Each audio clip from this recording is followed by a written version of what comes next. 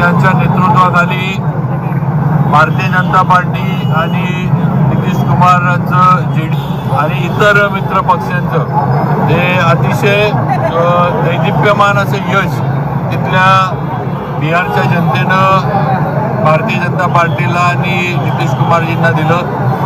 त्याबद्दल मी सातारच्या आपल्या सर्व सातारकरांच्या वतीनं बिहारच्या जनतेचं मनापासून अभिनंदन करतो, त्यांचे आभार मानतो। त्याचबरोबर आज हा निकाल जो आहे हा परत एकदा देशाचे पंतप्रधान नरेंद्रजी मोदी यांच्या नेतृत्वावर शिक्कामोर्तब करणारा निकाल आहे आणि भारतीय जनता पार्टीच्या नेतृत्वाखाली देशामध्ये ही देशाची प्रगती घोडदौड आणि सर्वच बाजूनं आज भारत देश आपला स्वयंपूर्ण व्हायला लागला आहे, त्याचा दिलाला लोकांनी पाठिंबा आहे असं म्हटलं पाहिजे।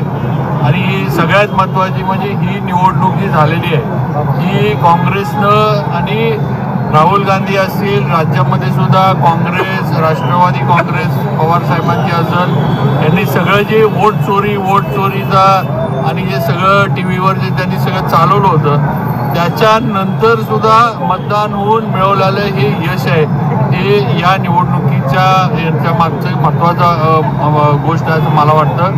कारण एवढं मीडियामध्ये येऊन त्यांनी पंतप्रधान मोदीजी, भाजपला, अमित शहाना सगळ्यांनाच बदनाम करण्याचा प्रयत्न केला होता, एक संशय निर्माण करण्याचा प्रयत्न केला होता मतदारांमध्ये की भाजपचं यश हे काहीतरी वेगळ्या मार्गाने येतं आहे आणि हे लोकांमधनं किंवा जनतेनं दिलेला पाठिंबा, जनतेनं दिलेलं यश नाही। पण बिहारमध्ये हे परत एकदा जनतेनं बिहारचं दाखवून दिलं आहे की आज राज्यातलं कुठल्याही राज्यातली जी जनता ही प्रगतीच्या विकासाच्या मागे आहे, ती सातारकरांच्या वतीनं किंवा भारतीय जनता पार्टीच्या सर्व पदाधिकाऱ्यांच्या वतीनं पंतप्रधान मोदीजींचं हार्दिक अभिनंदन करतो। नितीश कुमार साहेबांचं इथनं आपल्या सर्वांच्या वतीनं अभिनंदन करतो आणि ह्या निमित्तानं जिल्हा भाजपच्या वतीनं, शहर भाजपच्या वतीनं सर्व नागरिकांना पेढे वाटपाचा कार्यक्रम इथं ठेवला आहे। तर पेढे वाटून आम्ही आमचं यश जे आहे हे आज इथं साजरं करतो। प्रयत्न आता इथून पुढे होतील, त्याला काय अर्थ नाही। आपण म्हणतो ना जो जिता वही सिकंदर, आणि आज देशाचे खऱ्या अर्थानं सिकंदर पंतप्रधान नरेंद्रजी मोदी आहेत। हे